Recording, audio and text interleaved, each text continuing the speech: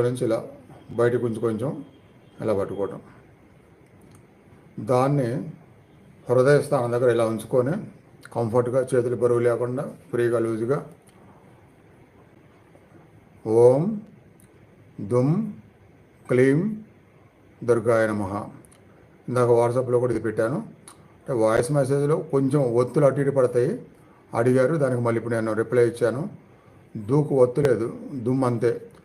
క్లీం, క్లీ కింద లావొత్తు, కీకి దీర్ఘం, క్లీం, తర్వాత దుర్గాయ నమః.